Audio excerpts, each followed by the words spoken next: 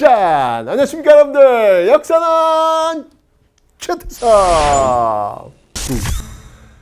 자, 여러분들 우리가 이제 개항기로 지금 들어와야 되는데요. 흥선대원군의 시대가 끝나고 개항기로 와야 되는데 여기서 우리가 좀 만나볼 사람들이 있어요. 예, 바로 김옥균, 박영효, 서광범, 서재필, 홍영식, 바로 갑신정변의 주역들입니다. 네, 오늘 이제 갑신정변을 배울 건데 여기에 등장하는 이 사람들을 좀 전 주목하고 싶어요.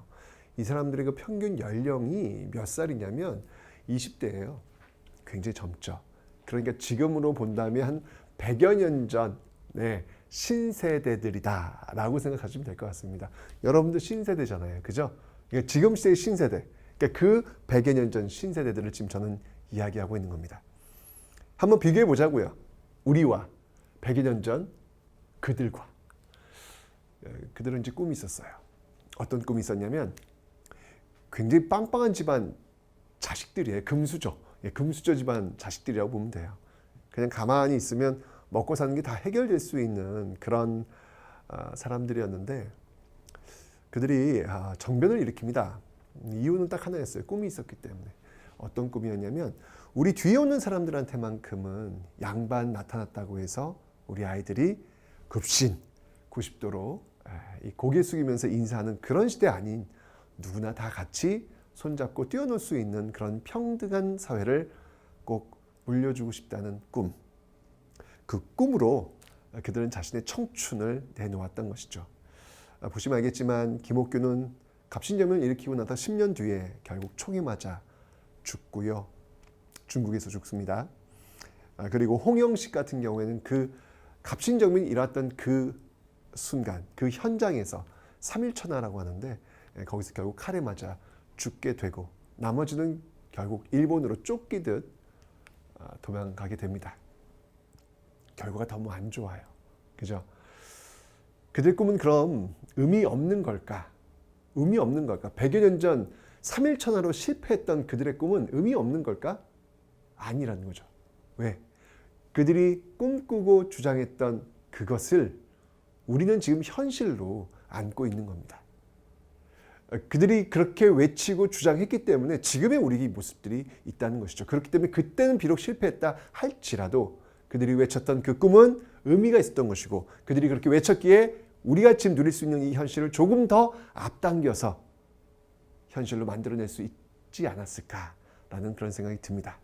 꿈을 꾸십시오. 네, 어떤 꿈? 우리 모두를 위한 꿈.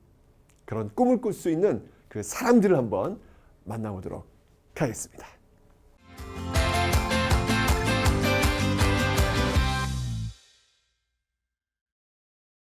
자, 여러분들 전 시간에 우리가 흥선대원군을 배웠단 말이에요. 근데 흥선대원군이 이 최익현의 탄핵상소 이런 걸 통해 가지고 결국은 떨어져 나갔습니다. 그죠? 자, 이 대원군이 떨어져 나가면서 결국 그 뒤를 이어서 그의 아들 고종이 친정을 하게 되죠. 근데 이 고종이 이제 친정을 하는데 고종이 어떤 그 독자적인 어떤 그런 모습을 보인 건 아니었고요. 고종은 또 다른 세력에 의해서, 그러니까 이전까지는 아버지에 의해서 움직였다면 이제는 그의 부인 명성황후를 중심으로 하고 있는 민씨 세력들. 이 명성황후가 여흥민씨거든요. 여흥민씨. 여흥민씨 한번 손 들어보세요. 네. 아이고, 이게 참 양반집 자손이십니다. 어쨌건 그런 어떤 민씨들이 중심이 되어가지고 사실 고종이 어떤 그런 독자적인 어떤 모습을 보이진 못합니다. 민씨 세력이 워낙 강했다는 이야기죠. 이렇게 어쨌건 뭐 어찌 본다면 이런 표현 좀 그렇지만 정권이 교체된 거예요. 흥선대원군 정부에서 민씨 정부로 바뀐 거다라는 것이죠. 그러니까 정권 바뀌면 원래 정책들을 좀 이렇게 다르게 가는 그런 경향이 있잖아요. 자, 이제까지 이 대원군은 지금 이렇게 보시면 알겠지만 통상수교 반대를 외쳤단 말이죠. 그런데 이제는 좀 다른 정책들을 좀 한번 주장해 볼 여지가 있을 텐데 그런 계기가 있어요. 뭐냐면 이때 당시에 사실은 이 통상개화파들이 성장을 많이 해요.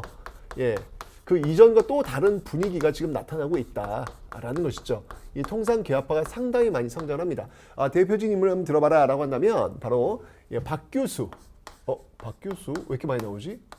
그 앞에 박규수 먼저 임슬농민 봉기 때 왜 삼정이정청 그거 만드는데 앞장섰던 인물 박규수. 그리고 제너럴 셔먼호 사건 때 그 제너럴 셔먼호 불태웠던 평양감사 박규수. 그죠? 근데 그 인물이 통상계합파야? 뭐지? 기본적으로 여러분들 박 교수가 비록 제너럴 셔먼너를 불태웠지만 그거는 너무 당연한 거예요. 아니 대동강 들어와가지고 그 난동을 피웠는데 그걸 가만 냅둬? 그건 말이 안 되죠. 응징을 해야 되는 것이죠. 근데 하지만 기본적으로 이 박 교수는 통상해야 된다. 우리도 빨리 문을 열어야 된다는 그런 기본 입장이 있었단 말이에요. 자, 이 박 교수는 양반 출신인데 이 박 교수뿐만 아니라 이 당시 그 중인 출신으로서 그 유홍기와 그다음이 유홍기 말고 이제 저 사람이 있어요. 바로 오경석이라는 사람이 있습니다. 오경석. 이 오경석은 여러분들 어떤 책들을 가져와가지고 많은 사람들한테 읽히고 알려냐면 해국도지.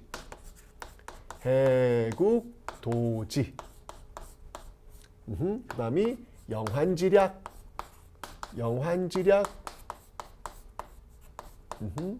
이런 책들을 뭐 세계 지리지예요. 그러니까 세계가 지금 어떻게 돌아가는지 어떤 정세가 되고 있는지 그렇게 궁금한 거야. 그래서 그런 것들을 가져와서 많은 사람들한테 읽히게 하는 어떤 신문물을 알리는 그런 역할을 하고 있는데 이 유홍기하고 오경석 같은 경우에는 신분이 중인 출신이에요. 중인 출신들이 이제 이렇게 등장을 하고 있다. 그러니까 사실 이제 개항계 되면서 그 전문가들 있잖아, 전문가. 중인들은 대부분 전문가들이잖아, 그죠? 전문직에 있는 사람들, 그 전문직에 있는 사람들이 이렇게 부상하게 되는 어떤 그런 계기. 그러고 보니까 지금 우리가 살고 있는 이 시대, 전문가들의 시대 아닙니까, 여러분들? 그죠? 바로 이게 개항기와 함께 이런 역사가 시작된다라는 것입니다. 자, 어쨌건 이런 어떤 통상계파가 상당히 많이 성장을 하고 있었단 말이에요. 분위기는 이제 좋았단 말이야. 그 앞에 있을 흥선대원군식의 어떤 통상수교 거부 이 어떤 분위기는 아니었다는 것이죠. 그런데 이때 이제 어떤 일이 있었냐면 일본이 난을 일으킵니다. 쉽게 얘기하면 난을 일으킵니다. 그 사건이 뭐냐면 바로 운요호 사건이라는 거예요.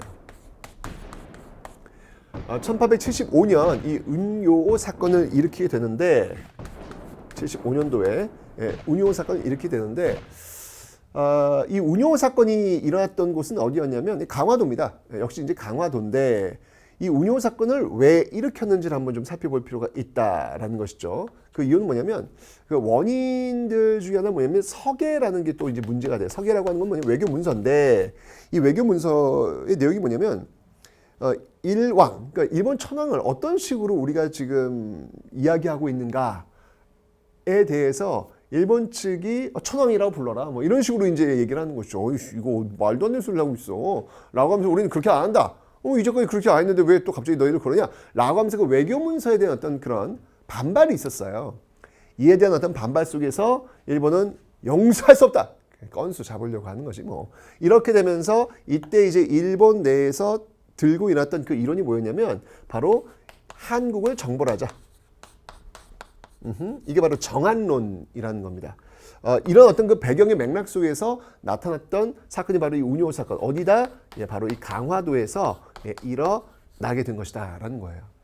그러니까 이렇게 해서 이제 포를 쏘면서 이제 압박 들어오는 거야. 미국이 일본을 문을 열었을 때 이거 포함외교라고 그냥 포 뻥뻥 쏘면서 협박하는 거지. 똑같은 방법으로 지금 우리를 지금 협박하는 건데 이렇게 되면서 결국 문을 열어야 되나 말아야 되나 그런 고민을 하게 된단 말이에요. 지금 일본이 막 밀고 들어오니까. 근데 그때 이제 통상계합파가 이제 어차피 우리는 해야 된다. 이제 어떤 그런 분위기가 있어가지고 결국 결정을 하게 되는 거예요. 문을 열기로. 굉장히 중요한 순간이 되는 거예요, 여러분들. 문을 열기로. 이러면서 이제 일본과 조약을 체결하게 되는데 그게 바로 이 강화도 조약이더라라고 하는 겁니다. 이 강화도 조약을 다른 말로 우리는 뭐라고 하냐면 조일 수호 조규라고 이야기하고 있습니다. 조일 수호 조규다라고 이야기를 하고 있는데 자, 이 강화도 조약의 역사적 의미가 굉장히 커요. 여러분들 지금 한번 여러분 머리에서 발끝까지 한번 우리 전통을 한번 찾아보세요. 하나도 없어요. 하나도 없어요. 다 서구화되어 있어요. 머리에서 발끝까지 뭐 하나. 여러분들 지금 신발 속에 신고 있는 게 뭐야? 양말이지? 양말. 그 양자가 무슨 양자인데요?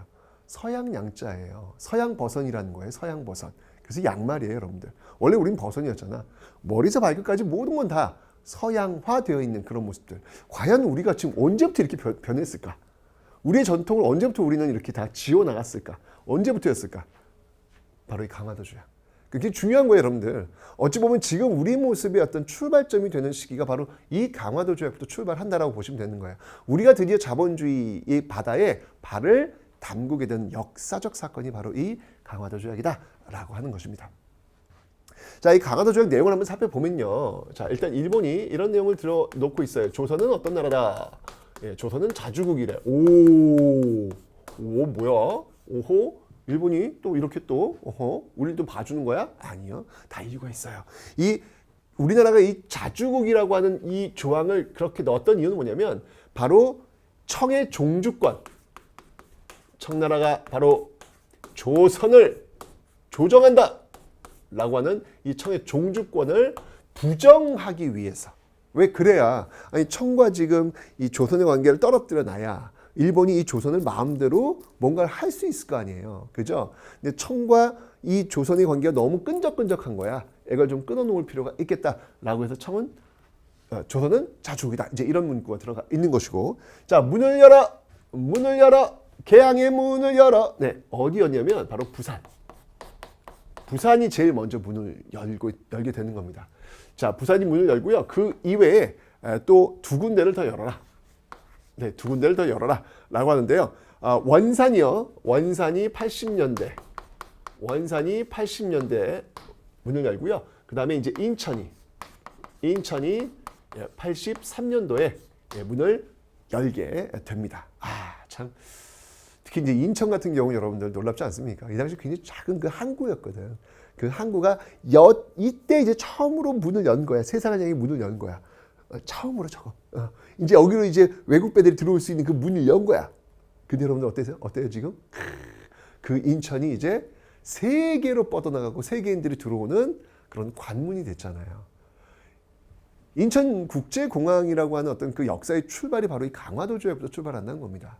여기서부터 이제 문이 열리게 되었다는 이야기죠. 그죠? 그래서 굉장히 중요한 그런 역사적 의의가 있는 어떤 그런 모습들인데, 이 강화도 조약의 어떤 그 특징을 한번 살펴보면 그 두 가지로 나눌 수 있어요. 바로 이 불평등 조약이고 최초의 근대적 조약이다라는 내용으로 지금 이야기할 수 있는데, 자, 왜 이게 최초의 근대적 조약이냔 말이에요. 이유가 있어요. 이 조약은 지금 조선이 자주국이래잖아. 그죠? 자주국 대 자주국이 동등한 입장에서 조약을 체결하는 그런 의미, 그 근대적 조약의 의미가 이런 거예요. 근대에서는 어떤 그 상하의 어떤 그 관계 속에서 뭔가를 체결하지 않아요. 동등한 입장에서 체결한 어떤 그런 근대적 조약의 성격을 갖고 있다는 거야. 근데 들여다봤더니 그렇지 않아.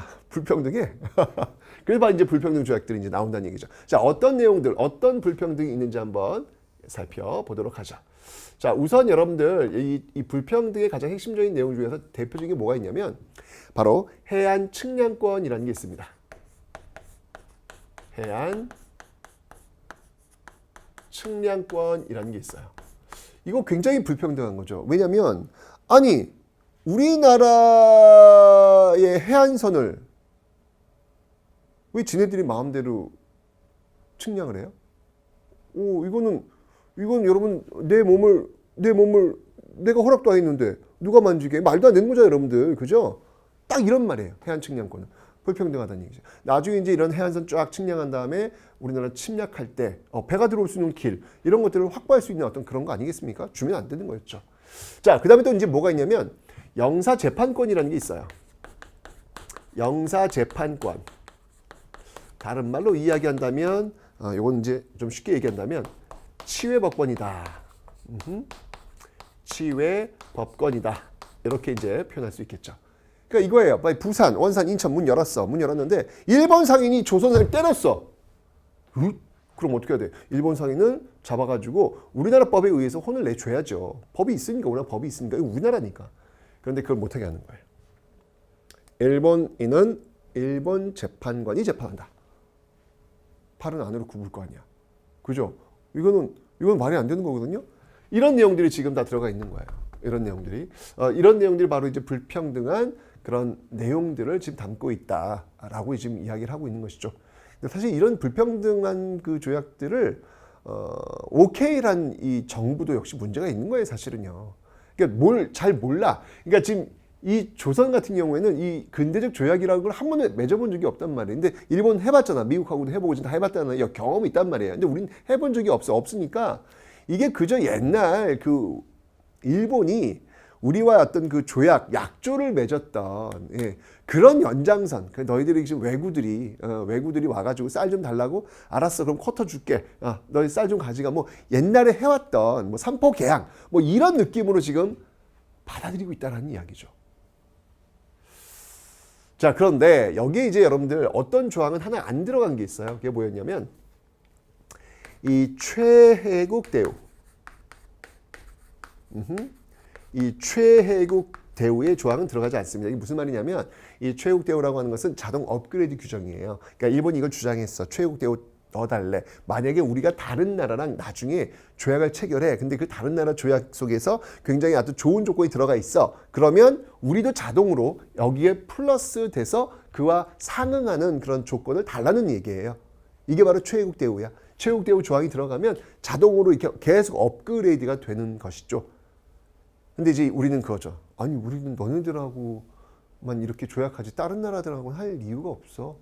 그러니까 이게 필요가 있겠니? 라고 하면서 결국 이 최혜국 대우 조항은 들어가지 않는 것입니다. 나중에 아시겠지만 여러분 최혜국 대우 조항은요. 이제 미국하고 이제 조약을 체결할 때 처음으로 들어가게 돼요. 일단 여기까지만 여러분 알고 계세요. 자, 바로 이게 강화도 조약인데 여기에 그친 게 아니에요. 이후에 부속 조약이라는 걸 또 체결합니다. 이후에 또 이 부속 조약이라는 것을 체결하는데 우리 이걸 통칭해서 다 강화도 조약이다 이렇게 얘기를 합니다. 그 대표적인 조약이 뭐가 있냐면 조일 무역 규칙 이게 있고요. 그 다음이 조일 수호 조규 이 강화도 조약 다른 이름이었잖아. 그죠? 부록. 그러네.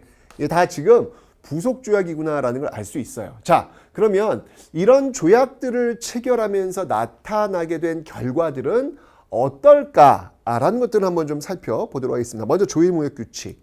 이 조일무역 규칙을 지금 부속 조약으로 체결하면서 어떤 일이 벌어지냐면 세 가지가 없어지게 되는 그런 결과를 가져오게 됩니다. 자, 어떤 내용들인지 한번 살펴보도록 하겠습니다. 자, 바로 산무 세 가지가 없어요. 도대체 뭐가 없을까? 이 규칙을 체결하게 되면서 세 가지를 이게 좀 챙기지 못하는 어떤 그런 결과를 가져오게 되더라라는 이야기예요. 자, 먼저 첫 번째 관세가 설정이 안 됐어요. 관세가 이 관세 조항이 들어갔어야 되는데 이게 지금 없어요. 지금 조일무역 규칙에. 그 다음에 이제 이 항세, 그러니까 배가 들어왔을 때 그 항구를 쓸 수 있을 때 세금을 좀 내야 되는데 이 항세, 특히 일본 정부 소속, 일본 정부 소속의 이 배 같은 경우는 항세가 없어요. 이것도 어떻게 보면 특혜라고 볼 수 있죠. 그 다음에 이 곡물들 있잖아요. 곡물들. 이 곡물들을 유출이 계속 될 텐데 이걸 어떻게 하겠다라고 하는 그런 제한 조건이 없어요. 제한 조건이 없어요. 이런 내용들이 지금 이 조일무역 규칙의 결과로 지금 나타나는 그런 모습들이다라는 것이죠. 결국 이렇게 되니까 관세도 없고 항세도 없고 무제한 곡물 유출도 가능해지고 이게 조일무역 규칙을 맺으면서 여러분들 기본적으로 지금 일본이 우리나라한테 물건을 팔 거예요. 팔 건데 대부분이 뭘 팔 거냐면 여러분 영국 산업혁명 아시죠? 산업혁명을 통해서 이 면제품들이 굉장히 많이 쏟아져 나오고 있잖아요. 대량으로. 굉장히 품질이 좋아요.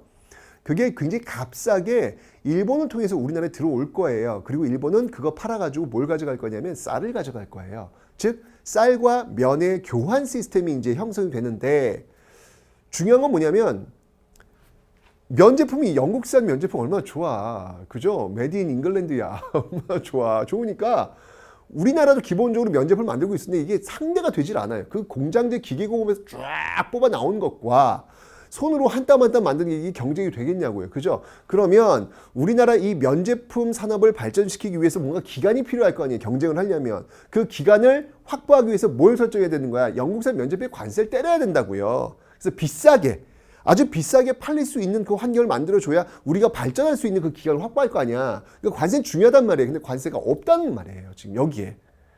야, 이렇게 되면 관세 조항이 없으면 나중에 이게 어떻게 되는 거야? 심각해 지는 거야, 이게. 그죠? 우리나라 그 면제품 만드는 사람 다 죽으란 얘기야, 이거는 지금.